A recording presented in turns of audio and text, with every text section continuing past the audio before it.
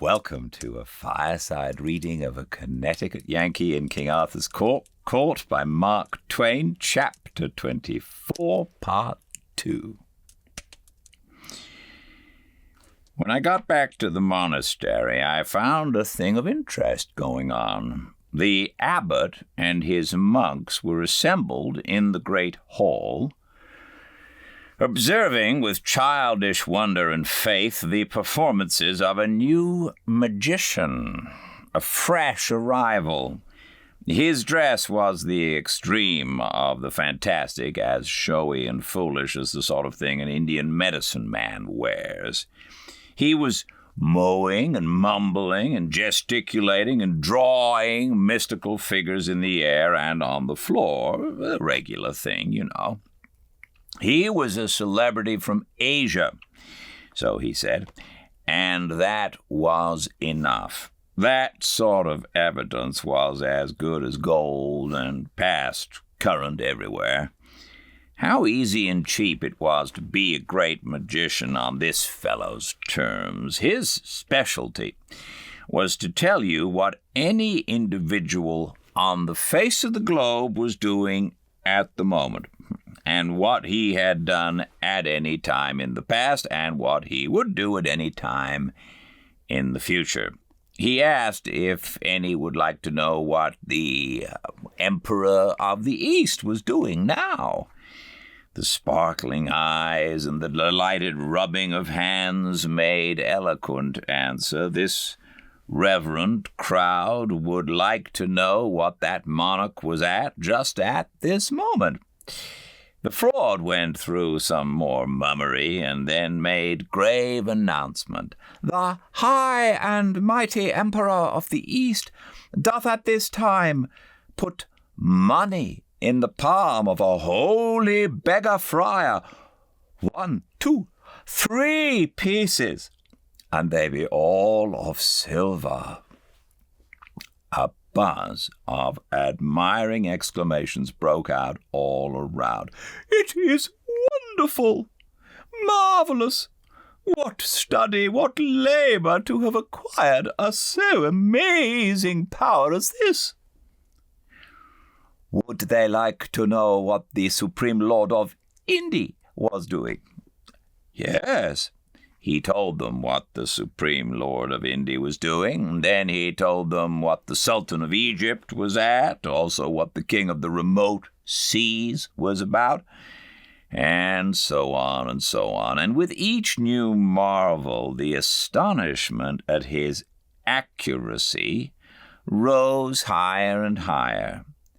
They thought he must surely strike an uncertain place sometime, but no, he never had to hesitate. He always knew, and always with unerring precision. I saw that if things went on, I should lose my supremacy. This fellow would capture my following.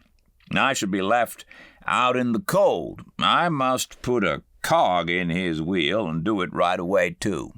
I said, "If I might ask, I should very greatly like to know what a certain person is doing."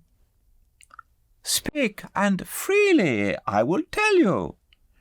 "It will be difficult, perhaps impossible." "My art knoweth not that word. The more difficult it is, the more certainly will I reveal it to you."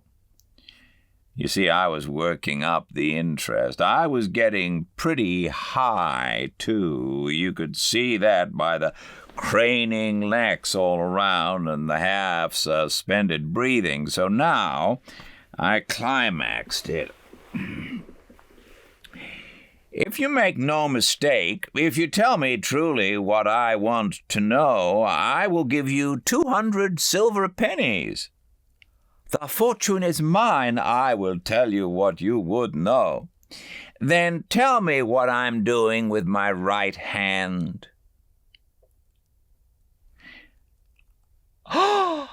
There was a general gasp of surprise. It had not occurred to anybody in the crowd, that simple trick of inquiring about somebody who wasn't 10,000 miles away. The magician was hit hard. It was an emergency that had never happened in his experience before, and it corked him. He didn't know how to meet it. He looked stunned, confused. He couldn't say a word. "Come," I said. "What are you waiting for?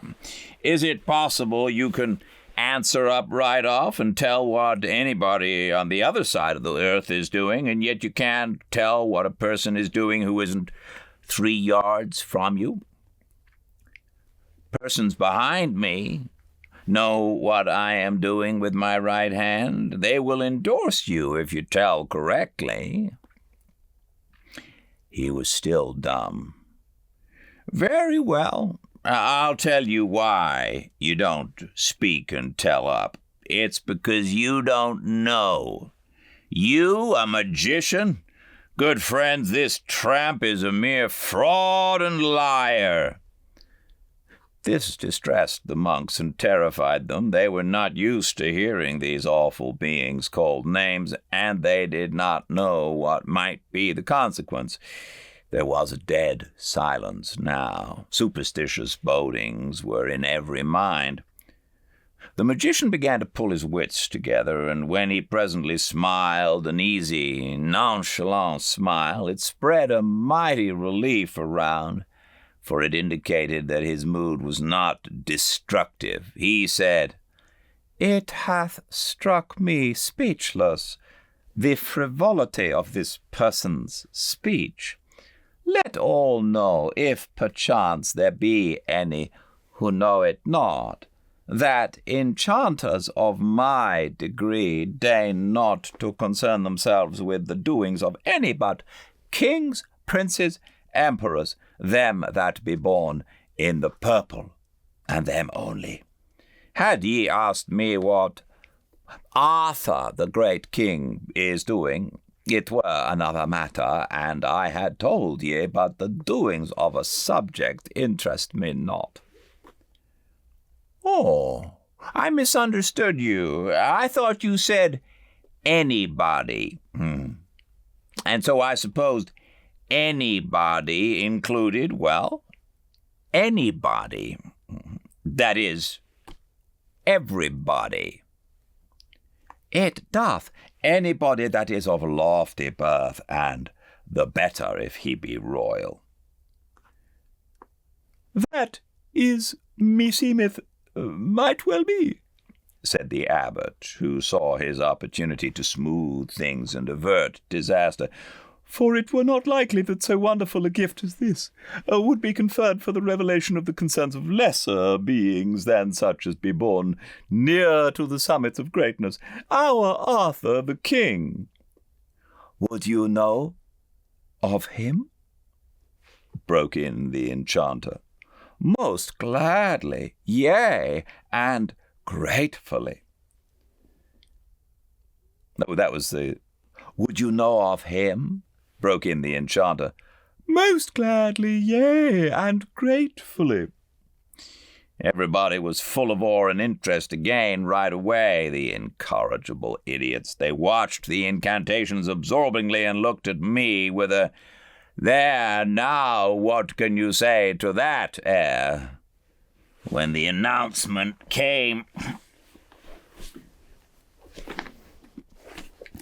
"The king is weary with the chase, and lieth in his palace these 2 hours, sleeping a dreamless sleep." "God's benison upon him," said the abbot, and crossed himself. "May that sleep be to the refreshment of his body and soul."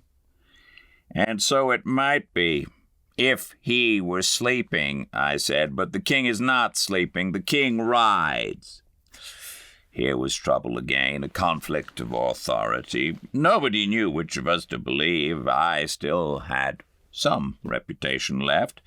The magician's scorn was stirred, and he said, "Lo, I have seen many wonderful soothsayers and prophets and magicians in my life days, but none before that could sit idle and see to the heart of things with never an incantation to help." You have lived in the woods and lost much by it. I use incantations myself, as this good brotherhood are aware, but only on occasions of moment. When it comes to sarcasming, I reckon I know how to keep my end up. That jab made the fellow squirm. The abbot inquired after the queen and the court, and got this information. They be all on sleep, being overcome by fatigue, like as to the king.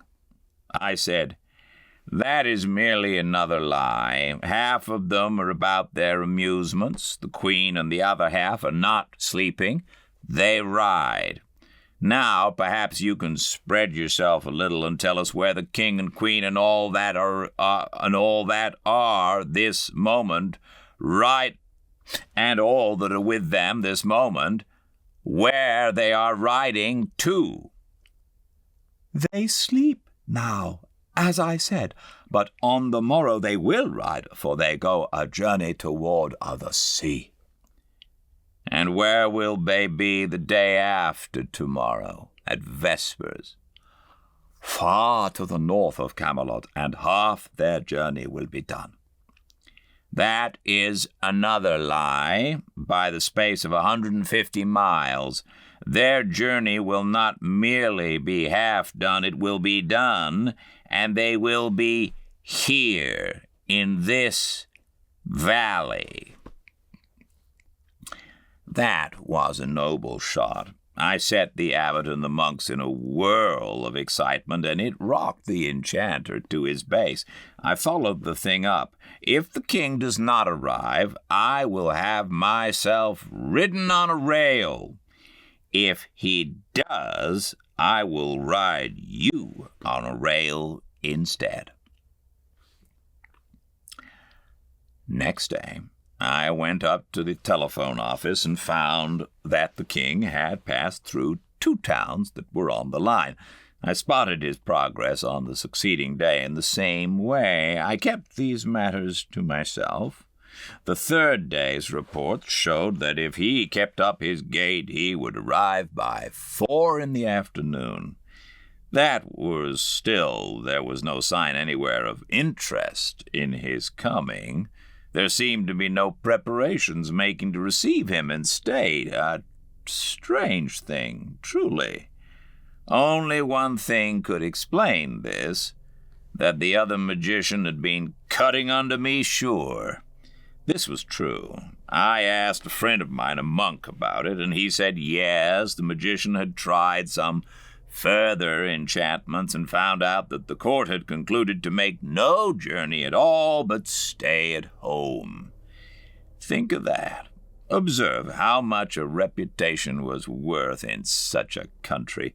These people had seen me do the very showiest bit of magic in history, and the only one within their memory that I had a positive value, and yet here they were, ready to take up with an adventurer who could offer no evidence of his powers but his mere unproven word. However, it was not good politics to let the king come without any fuss and feathers at all, so I went down and drummed up a procession of pilgrims and smoked out a batch of hermits and started them out at 2 o'clock to meet him. And that was the sort of state he arrived in.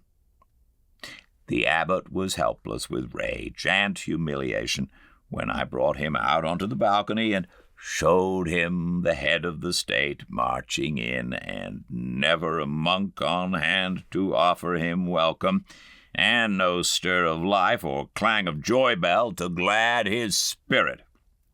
He took one look and then flew to rouse out his forces. The next minute the bells were dinning furiously, and the various buildings were vomiting monks and nuns who went swarming in a rush towards the coming procession. And with them went that magician, and he was on a rail too, by the abbot's orders. and his reputation was in the mud, and mine was in the sky again. Yes, a man can keep his trademark current in such a country, but he can't sit around and do it. He has got to be on deck and attending to business right along.